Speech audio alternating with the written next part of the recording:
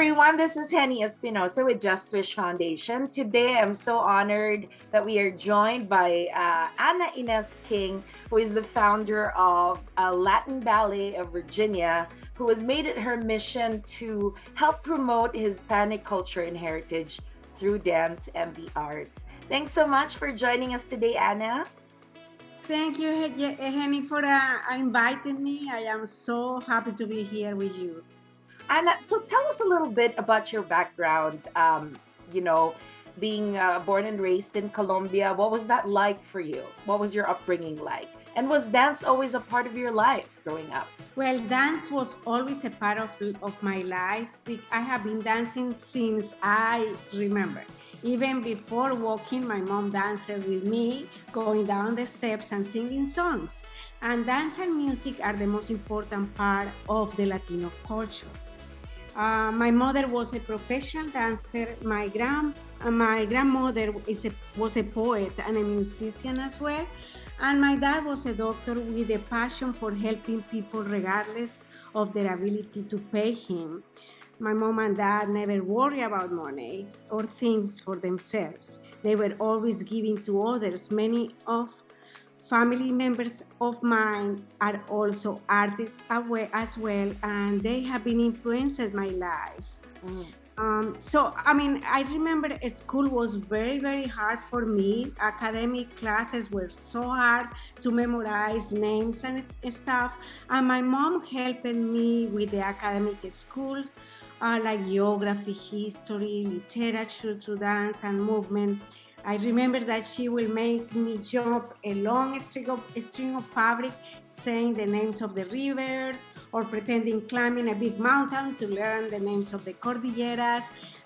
She will bring toys to say with the name of the presidents, the conquistadors, the leaders of Latin America. And this is still what I learned from her, and how the way that she taught me and helped me at school through dance is what we follow as part of our own method with the Latin Ballet when we go to the school. So I think it's cool that I learned it from her, and it was something from so long ago that in that time didn't exist, that now is a proof that dance can make change the lives of children and people. Yeah, dance is so amazing. It opens your eyes to the possibilities of the world. It even heals a person, right? When a person is, broken or going through something, dance is a self-expression. Dance is everything for a lot of people. And for you growing up, you not only were you exposed to dance, you were exposed to community work or service to the community. And you mentioned that, and that's, I guess, what made you who you are now. So when it comes to dance, tell us how you trained for it early on, and kind of how you founded also a ballet company in Colombia. Okay, well, my mother in that time had a school of dance and also was directing the State Institute of Dance in Santander in Bucaramanga. I assisted my mom with her classes since I was only 11. I was demonstrating in her classes and I was helping with the children's classes. And after college, where I studied dance, choreography, and design, I came back to Santander and started the company with several dancers who had been studying with my mom, or that they were also coming from college that studied dance as well. We toured Colombia for international dance events and festivals through the government. And one of the most important works of the Santander Jazz Ballet that I am so proud, it was really, we call it Jazz Ballet because in that time jazz was like the hit, like right now urban dance and hip hop, but it was really a dance theater program. And we actually did a production that I feel very, very proud, because the same author of the book, Gabriel Garcia Marquez, gave me the book and said, you are allowed to do a work with one of the chapters of 100 Years of Solitude. But instead than only one chapter, I felt so fascinated because we have to study the book at the school. And I have to read it, I have to tell you, 9 times. with a lot of little papers in every chapter to remember what was about every scene that I was going to produce. And it was very, very well received in Colombia, because I mean, he is from Colombia. He is the creator of the magical realism, and for his family and him, accepting that I did this with my mom through dance was a big deal. Mm-hmm. We actually won the prize of the first choreography at that time. And also we did another one that is so beautiful, that was Annie the Orphan, the musical, that was produced for the television program, and we did it in a real orphan home with the children Wow. from the orphanage, and it was gaining the first prize, the best program for Televisa in Mexico. And I still have those videos. It was just so beautiful. And as a continuation of the program, we supported through my dad and my mom, also like with treatments. Through my dad was more like he was a medical doctor, so he will help to bring supplies for free and treatment to the children if they have a disease or any medical problem. Wow. So it was just really nice, and those two things are like something that it made me really, really proud that we Yeah. were able to accomplish. So all the values and the teachings that you got from your family from Colombia, when you finally moved to the United States, when you settled in Virginia, you carried all of that, um, their heritage and legacy, and you kept going. You kept going with dance. You kept going with your community work in Virginia. Tell us how Latin Ballet of Virginia came about, because before that you were teaching at a university in Virginia, right? At the Department Yes, of Dance. Yeah. So tell us a little bit about how you got into um, uh, creating the nonprofit organization that it is now, Latin Ballet of Virginia, and kind of your beginnings in Virginia when it comes to dance.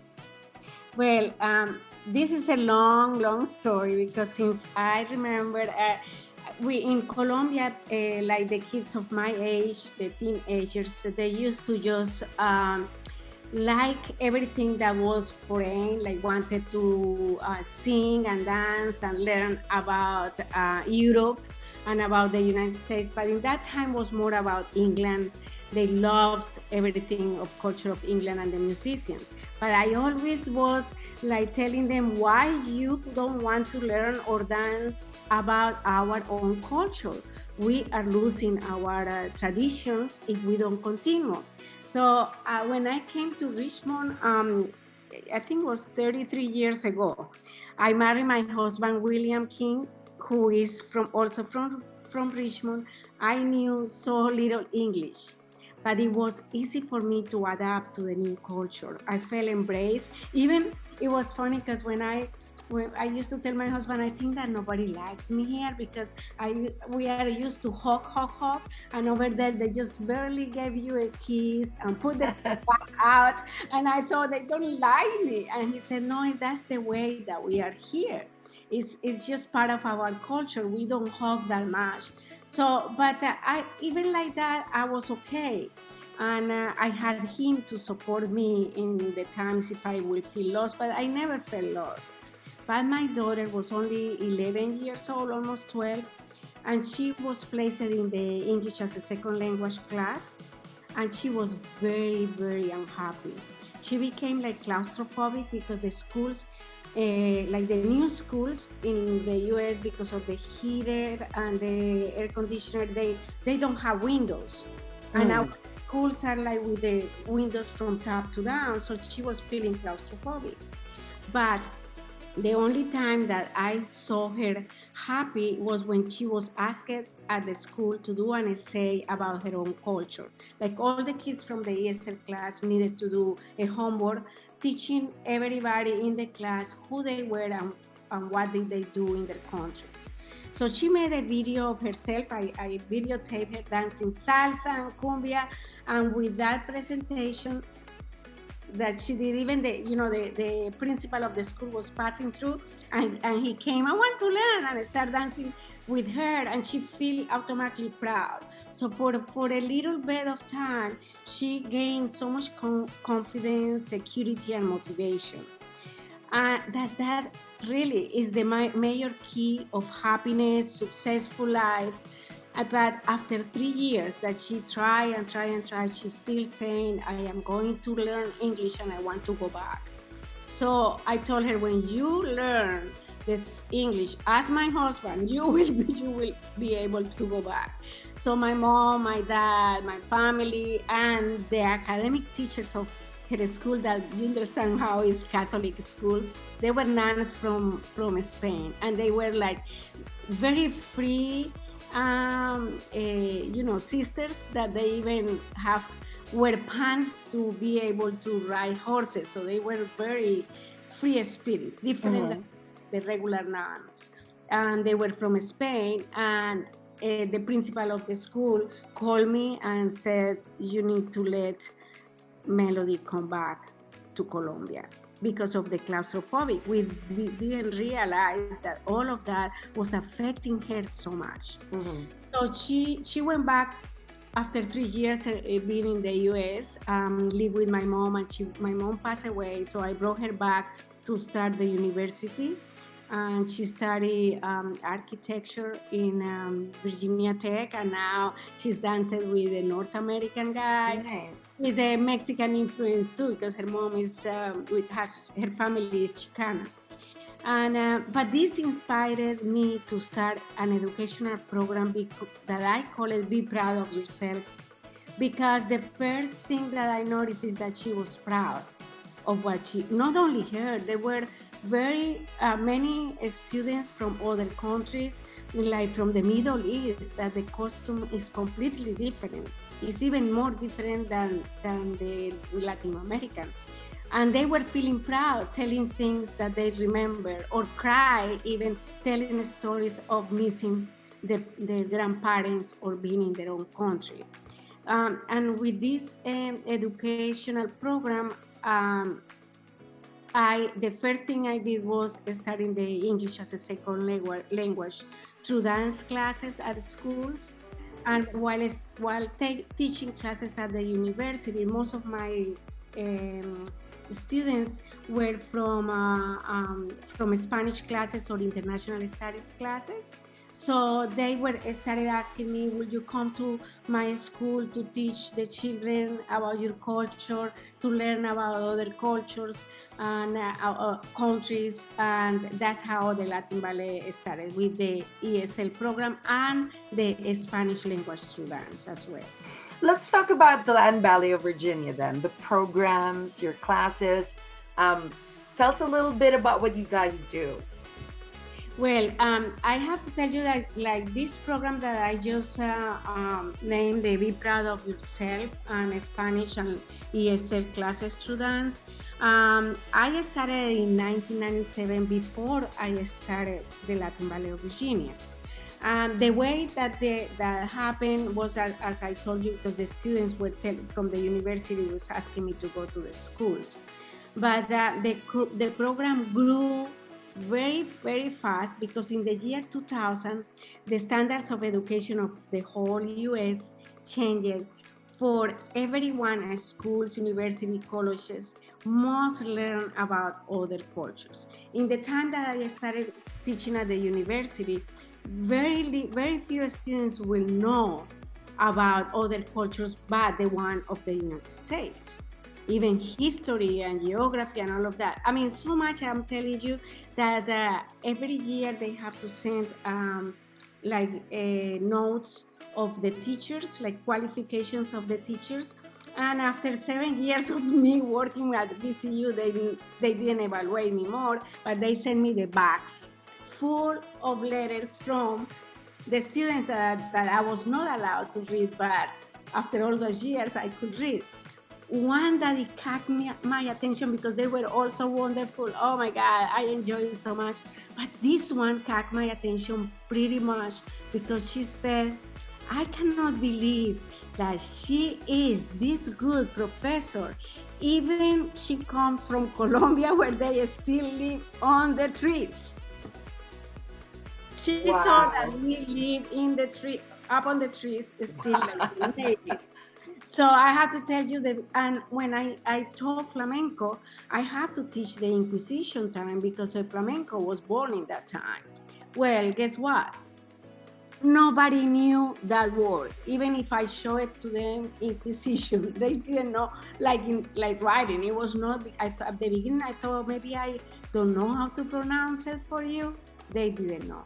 Mm. So my first thing to do with them was, okay, you see the beauty of this country. We will sit down. They were like, my classes were so big that will be in what the stage was before at VCU, before we have the theater. And it was a big circle, and I say, look at how we are so different colors, different physiognomy. We talk also different. That is the beauty of this country. So you are going to ask, if you don't know where you came from, you're going to ask your mom or your grandma, where did you come from? And come, and that's the first homework that you're gonna do. Just come and tell me a story that your grandma told you about the country where she or her parents came from. Mhm. So that also made me feel in the necessity to create more educational programs. And then when my brother passed away, that was right after right before my mom passed away. Uh, he he was in a wheelchair for his last 3 years, but since he was 15, they gave him, he has a brain tumor, and they gave him like 6 months of life.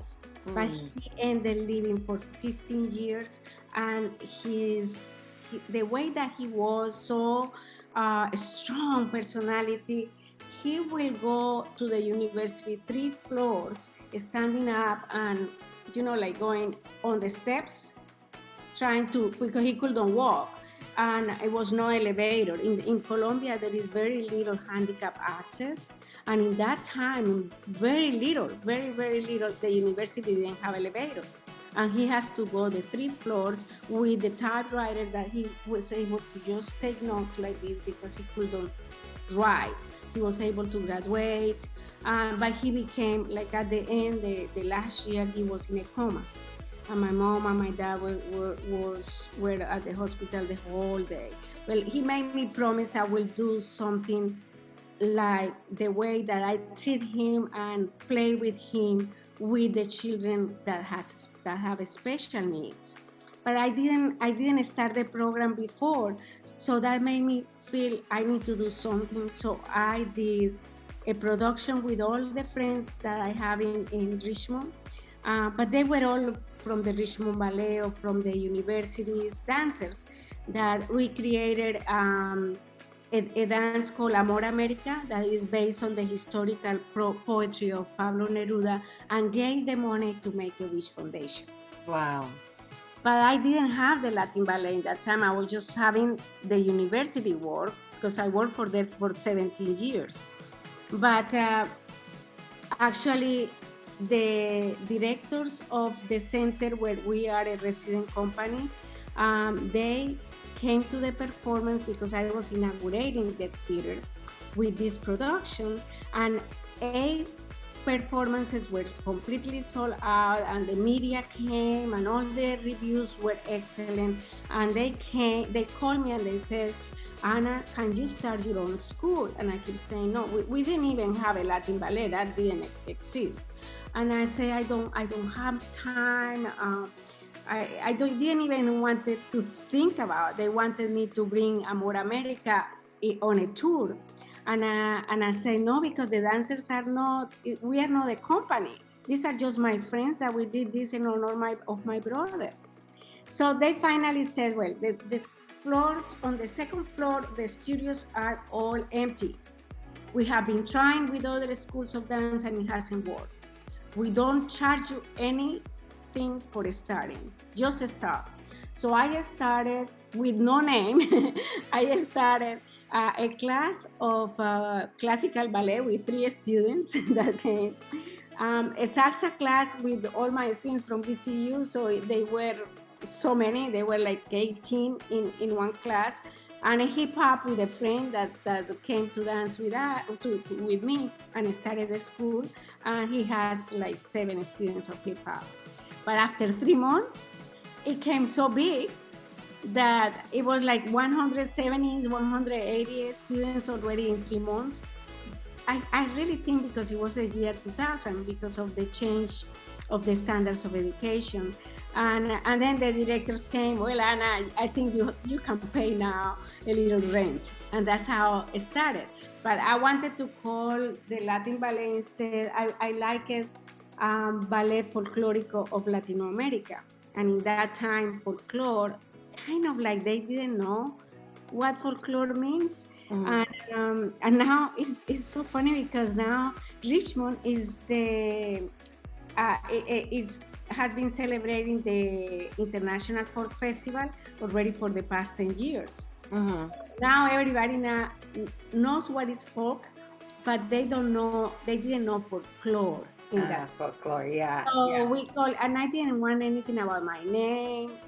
So it was in a hurry that we did the logo and the Latin Ballet of Virginia.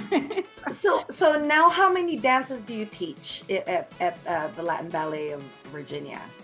We teach flamenco, Latin and Caribbean, salsa, a part of the Latin and Caribbean. We teach Spanish ballet, Spanish language through dance, ESL through dance, and dances therapy for children with autism or learning disabilities. Wow. And I understand that even if there are programs that you guys give for those that come from low income backgrounds, right? From low income immigrant backgrounds, and they could take the classes. They're like scholars of dance, right? They can take the classes for free.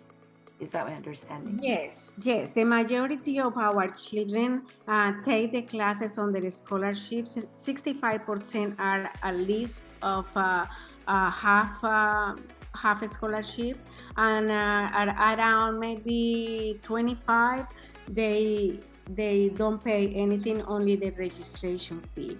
And all the classes that we teach at the schools are for free. Wow. And you have productions all year round? Yes, at the beginning we used to do 4 to 5 productions a year, selling the tickets, renting the theater. But right now we have so many touring performances that we don't even need to sell tickets. They contract our performances and we tour. And at the same time, but the only one that has been for already 22 years had been The Legend of the Poinsettia, the Christmas plant. And that the legend had been, it's kind of like the holiday tradition now in Virginia. And they come from different places, different schools of the area, and come as a field trip during the week. And we do performances during the full weekend of always the first week of January, because we celebrate the Three Kings, the Epiphany. Yeah. So Anna, you've developed dancers. I mean, you've done this for what? 30 years, more than 30 years. Have you seen the dancers that you've taught? Have you seen them move on to, having professional, like really have careers as a dance, as a professional dancer? How do you feel when you see your dancers, the dancers that you've taught, become successful in this industry? It is so wonderful, and not only the ones pursue dance, but for instance the ones that they met in my classes, because in my time teaching at the university there were very few men that will take dance seriously and take it as a curriculum, like dance professionals.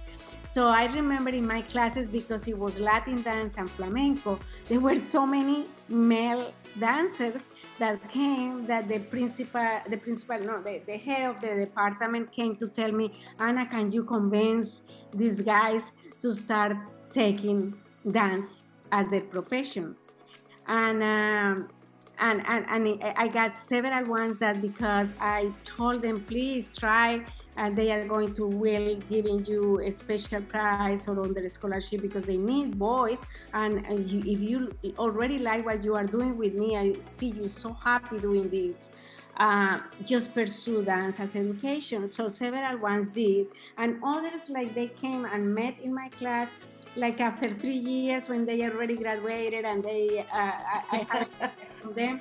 I will find an invitation for their wedding. So Oh, wow. that's so beautiful. So And it's from become like a family, like multi-generational. They have when they exactly, have children, their children get taught in your school as exactly. well. Wow, that is so awesome. When you see all of this, like, you know, growth in the young people that you taught, not just through dance, but you teach them values in life, the ones that your mom, your grandmother, your father, they taught you. You pass on that knowledge to this younger generation, Yes. showing them really the beauty of life, and that it's not just through dance, but through service to Mhm. others. How do you feel, Anna, with the legacy that you're leaving behind? How do you feel about that? I feel extremely proud and so happy to be able to help people through something that I love and have passion for. And I guess that I wasn't looking, you see, everything had been as an accident. Not even teaching at the university for me I didn't ask for that job. I went to meet the director of the Department of Dance, because I saw a choreography at one of the theaters in Richmond even before I married, and I said, I love this city, I have to learn from him. And I went, and he said, just, you already have a dance professional degree, you don't here we don't have a master degree, but come to learn from me if you want to. And he started inviting me to take the classes with him that he will teach to the faculty, just because I took he couldn't understand, because I didn't even know English in that time. And I took my portfolio, and it was about Garcia Marquez. So he said, I don't know anything about Colombia, anything about this book, writer. But my sister, as a coincidence, is like in love with Garcia Marquez. May I borrow your portfolio? And he was going to visit his sister, that weekend. And he came all over, because the sister said, you must hire that woman. So it was just, as a coincidence, the teacher of the international studies and the jazz teacher were sick, and he asked me if I could take their classes. And that's how I started at DCU. And then I just told you about the Latin Ballet, how it started. But it is because you do things with passion and with love that it becomes real, that people just embrace that, because the way that you are giving to them. Mm-hmm. We at Just Wish Foundation, Anna, our founder, Mr. Jacku, we're just so inspired by what you do. Your passion, I can see it in your eyes, and in the way you express yourself. And I know that you're so dedicated to your role, not just as a dance teacher, but really showing people that the beauty of life, and that is through family, through community, and the heritage that you left behind, the legacy that you've left behind. You're certainly making an impact in the community. We salute you. And so we wanted to make a monetary donation to the Latin Ballet of Virginia. We hope you keep inspiring people, and carry on. And so many young people will not only learn how to dance, but to really embrace life, live life to the fullest. So thank you to you, Anna, and more power. Thank you for choosing the Latin Ballet.